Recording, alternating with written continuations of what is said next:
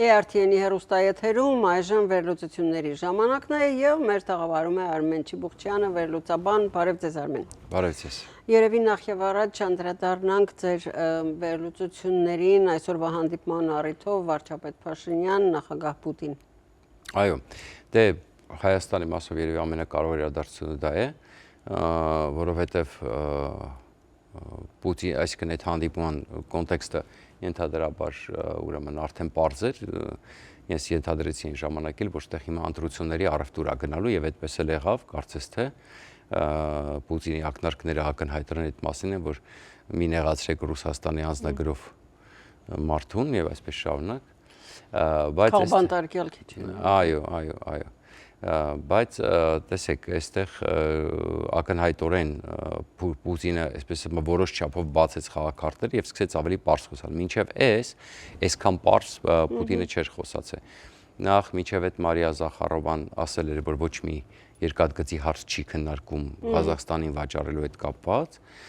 Երկրորդը ընդհանուր առմամբ, տեսեք, Պուտինի ամբողջ ելույթը կազմված էր նրա վրա, որ ինչքան կախված է Հայաստանը Ռուսաստանից, ինչքան լավություն են անում իրանք մեզ, նաև ակնարկեր ուրեմն ընտրությունների հետ կապված, որ մի շահարկեք Ռուսաստանը, ակնհայտորեն լսել եք, չէ՞ ելույթը։ Այո։ Մի շահարկեք Ռուսաստանը եւ նաև շատ հստակ ակնարկեր Եվրամիության Հայաստանի հետ հարաբերությունները, ինչը հերթական անգամ ցույց տվեց, որ այսպես ասեմ Պուտինը քինախնդիր տականք է եւ ինքը ցույց է տալիս, որ իբր թե հա մենք խնդրեմ չունենք, բայց դրանից հետո ասեց հետևանքները, այսինքն տեսեք, սա ըստ էության հաստատում է ինչ որ ես ասում եի, դու չես կարող լինել բալանսիստ, որովհետեւ բոլոր կողմերը քեզանից պահանջելու են կողմնորոշվել եւ հիշում եք, ես միշտ ասել եի, առաջինը Ռուսաստանն է պահանջելու կողմնորոշվել։ Ռուսաստանի պես կեղծ, սուտասան, լկտի իշխանություն աշխարհում երևի հատուկ են երկրներ ունեն։ Մեկ չալ մեկ դրանք ինչի համար եմ ասում, տեսեք, իրենք ասում են, հա մենք դեմ չենք, հայ ժողովուրդը ոնց որոշի, բայց հենց ասում են կոպիտ ասած, բա հայ ժողովուրդը սենց է կա, ասում են,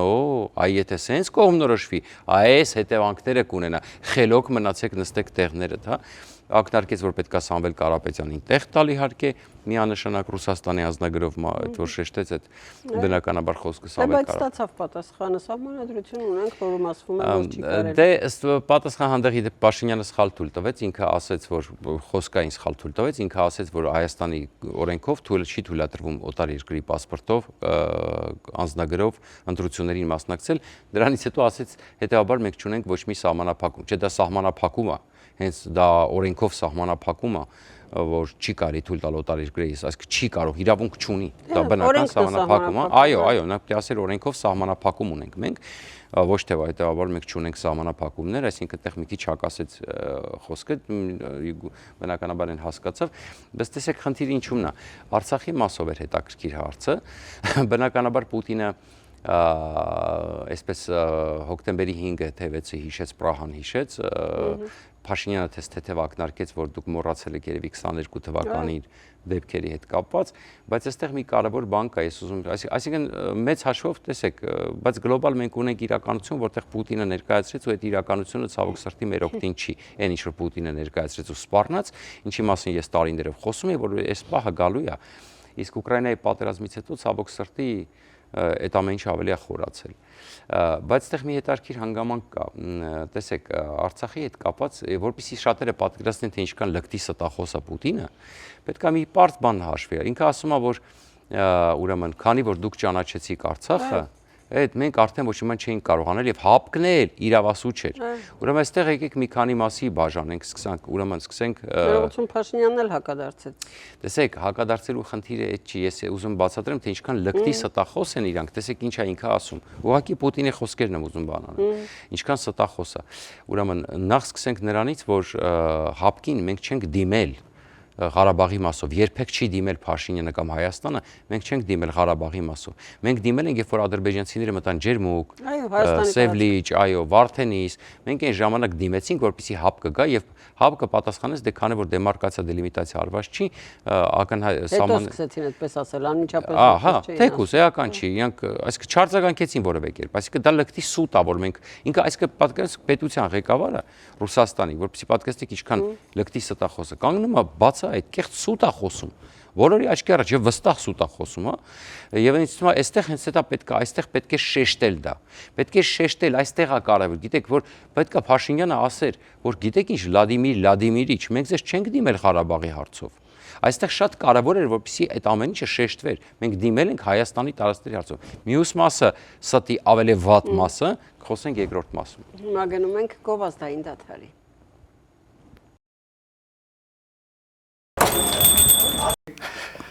Երևանն եք ուղարկում։ Օթանավով։ Երևան են ուղարկում։ Ստեղ ուղարկում են, Երևանում ստանում են $1.99 սենսացիա, Այ սենսացիան է սա։ Ծրիա։ Իսկ ավտոմեքենաները կարող եք ուղարկել անհավատալի ցածր արժեքներով։ Նավով վճարում եք 1 արկղի համար, 2 արկղել անվճար։ Հա, իսկ դրամական փոխանցումները 1%-ով։ Կասեք,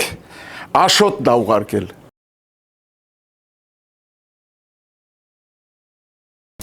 Սեյֆը այսօր էլի լցնելու, խոշորա լինելու։ Բոլոր մուտքերն ու ելքերը ինձնով են անցնում, բայց պիտի զգուշ լինեք, մաքուր աշխատեք, հետք չմնա։ Նույն սկզբունքով էլ պատն եք քանդելու։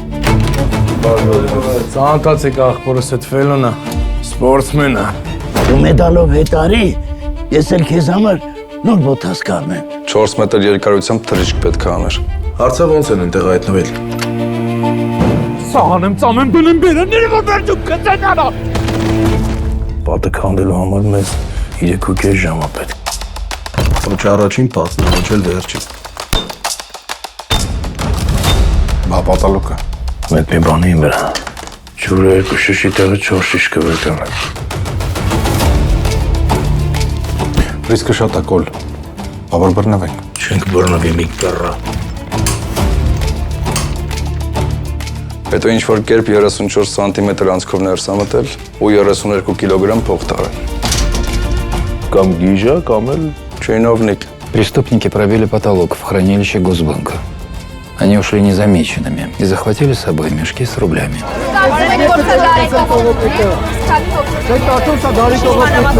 Սամանիչը սիրո համար եկա։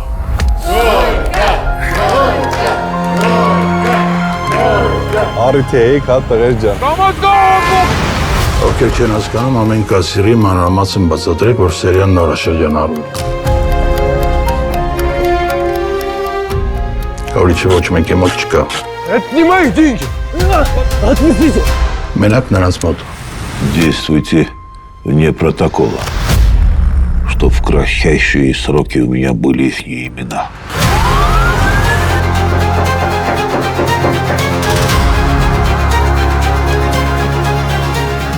Եթե կարողանում ես հանգիստ քնել, ուրեմն խիղճդ քեզ հետ է, ոչ թե քոթ։ Իսկ եթե մի օր սխալվեմ։ Սխալից վախենալ պետք չի։ Суд խոսելուց պետք է վախենաս։ Это самое крупное ограбление в Советском Союзе։ Ֆիլմի ցուցադրությունը AGBU դահլիճում։ Տոմսերը ամրագրելու համար այցելեք armticket.com կայք։ Ֆիլմի ցուցադրման հովանավոր Vivaldi Catering։ Արմեն Չբուխչյանը մեր տաղավարում վերլուծություններն են այստեղ եւ անդրադառնանք Այո, երկրորդ հետաքրքրական, երկրորդ բանը, որպեսզի պատկերացնենք Պուտինը ինչքանով լկտի ստախոս է, տեսեք։ Ինքը ասում է, այսինքն ըստ էության իրանք լքեցին Արցախը, այդպես է ենթատեքստով ստարում, որտեղ Փաշինյանը ճանաչեց կամ Հայաստանը ճանաչեց Ադրբեջանի տարածքային ամբողջականությունը։ Տեսեք,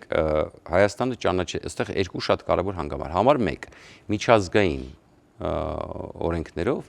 Արցախի ժողովուրդը իրավունք ուներ մնալու այնտեղ ապրելու։ Այսինքն էթնիկ զտումը ռուսական զորքերի աչքի առաջ դա ընդհանրապես կապ չունի, ասենք Հայաստանը ճանաչի, չի ճանաչի, դա ցեղասպանությունը կամ էթնիկ զտումը կամ ոնց կուզեք դա ձևակերպեք, դա այլանդակ հանցագործություն է մարդկության դեմ։ Եվ երբ որ դու համարում ես քեզ գերտերություն, որը պաշտպանում է եւ այլն, այնը քեզ հավատարիմ ժողովրդին, որ քո անունով երդվում էին, քո աչքի առաջ բոլորին վառում են, լարում են, սպանում են եւ այլն, դա ընդհանրապես կապ չունի, կճանաչի Հայաստանը թե չի ճանաչի, որտեղ այդ ժողովուրդը իրավունք ուներ մնալու այնտեղ, հա, կոպիտ ասած, եւ ապրելու։ Եվ դու էլ հանգիստ կարող ես մնալ այնտեղ, որպես խաղաղարար, ասենք օրինակի համար, մինչեւ Ադրբեջանի հասարակության մեջ ինտեգրվեր Արցախի քո բարեկամ ժողովուրդը, չէ, ասենք հանգիստ կարելի էր։ Երկրորդը, բա եթե դու տենց խիստ միջազգային օրենքների հետևում ես, որ Փաշինյանը գնաց Եվրոպայում ասած Աբխազիան ո՞ր երկիրն է ճանաչում աշխարհում։ Միջազգային հանրությունը ճանաչում է Ռուսաստանի մաս կամ անկախ պետություն։ Չէ։ Օսետիան ճանաչում է։ Հարավային Օսետիան։ Բախի է այնտեղ լրված Պուտինը։ Ինչ կա որ։ Ինչ գործ ունի որ այնտեղ։ Բա ոնց է դա ստացվում։ Այսինքն խնդիրը ո՞րն է։ Խնդիրը հետևյալն է, որ խնդրեմը ոչ թե Հայաստանի եւ Ադրբեջանի մեջ է, խնդրեմը Արցախի ժողովրդի, Արցախի եւ Ադրբեջանի մեջ եղել կոնֆլիկտը։ Հայաստանը եղել է Արցախի անվտանգության երաշխավորը, բայց կոնֆլիկտը չի եղել ի սկզբանե անգամ միջազգային բանով, Հայաստանը չի եղել կոնֆլիկտի կողմը։ Իդեպ այստեղ է Լևոն Տեր-Պետրոսյան, հետո Ռոբերտ Քոչարյան իրար հետ վարի տվեցին, որովհետեւ Հայաստանը սարքեցին կողմ բանակցային, դա նրանց վզին է, որովհետեւ իրանք այն ժամանակ Արցախը հանեցին բանակցություններին, իրանք, բայց մեծ հաշվով կոնֆլիկտը եղել է Արցախի եւ Ադրբեջանի միջեւ։ Հետեւաբար Ռուսաստանը չպետք է ինքը ոնց որ եկել էր աբխազներին փրկելու, չէ՞, օսերին փրկելու։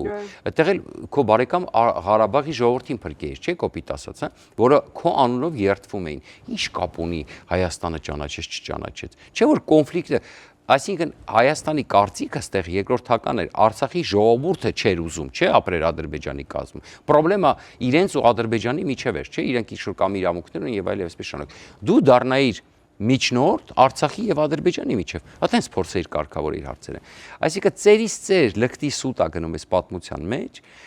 որը անգամ տահաճ է, հասկանում եք, նայում ես այդ բունկերային առնետի դեմքի սիրտդ խառնում է ուղղակի էլի, ցավոք սրտի։ Եւ հեսա պատմությունը, ինչի համար եմ ասում, որովհետեւ հիմա այդ, այսինքն մենք չենք ուզում թույլ տանք, որ պատկերացնում եք հիմա իր խոսքերից հետո մեր հայկական մամուլը ռուսամետ է, եթե նկատել եք արդեն, էլի։ Ինձ թվում է դժվար չի նկատել, չնկատելը։ Այսինքն տեսեք, հիմա էս տարածվելու է եւ այլն, բայց ինձ թվում է կարևոր է որ մենք սա շեշտենք։ Գիտեք, ինձ այնքան հետաքրքիր է հայկական մամուլը ինչ է ասելու այդ նկարը այրելու մասին, երբ որ հայկական եկեղեցու դիմաց հավաքվել են ու այրել են Փաշինյանի նկարը, հայերը ճառեր են ասել, այնտեղ ճակերտավոր հայերը։ Տեսեք, գլոբալ ես տեսեք անձամբ չեմ ուզում տեսեք այդ ամեն ինչի մեջ ինչու ասեմ ձեզ, որովհետև քանի որ մենք ժողովրդավարություն հարգում ենք, այստեղ Թրամփի նկարներ են այրում, ես այդպեսի վարչապետի նկարը։ Խնդիր չկա, ես բաների նորմալ եմ վերաբերվում, մեկը կա սիրում, մեկը չի սիրում, մենք նորմալ ենք դրան վերաբերվում, ամեն մարդ իր կարծիք ունի։ Հարցը հետեւյալն է, որքանով էր դա կազմակերպված Ռուսաստանի պետության կողմից, որքանով դա կազմակերպված չէր։ Դե չգիտեմ, դուք տեսել եք այդ նորությունները ոնց են ստորացնում Փաշինյանին այցից առաջ ռուսական լուրերը, նայել եք իրենց ռեպորտաժները։ Ես առնվազն 2 ռեպորտաժ նայեցի, ընդ որում մեկը NTV-ով, որ Գազպրոմին է պատկանում, ուղղակի գնում էր տոտալ ստորացումը։ Նվաստացում եք ասենք։ Լավ, հա, ճիշտ է, դուք չեք սիրում այդ բանը։ Ես այդ բառը չեմ սիրում, ընդհանրապես մարդու վերաբերելիք։ Ես Հարգեն Կարոսյակին, դա չի սիրում այդ բանը։ Դուք հիշացրեք ինձ միշտ, չկա։ Նվաստացում ասենք, լավ։ Փորձ, նվաստացման փորձ այս դեպքում։ Շատ լավ։ Լավ։ Մեր ժամանակը սպառվեց։ Դեռ խոսելու բան կա այդ մասին, վաղը երևի։ Վաղը խոսեք, ինչի ես այսօր Իրանին չանդրադարձա, որովհետև տեսեք բուրըն զարգացումները տեղ են հիմա այսօր երեկոյան Տրամպը ուրեմն ուղերձ աղելու ազգին, արդեն մենք վաղը կհասկանանք Իրանի պատերազմի հետ կապված այսօր հատուկ ուղերձ ունի Տրամպը, այս ասենք ու Շնորհակալություն։ Ես եմ շնորհակալ։ Նաև ձեզ շնորհակալություն հարգելի հեռուստադիտողներ, իսկ կհանդիպենք արդեն վաղը։ Ցտեսություն։ Հաջող։ ARTN լուրերի հովանավորն է FIBI ընկերությունը։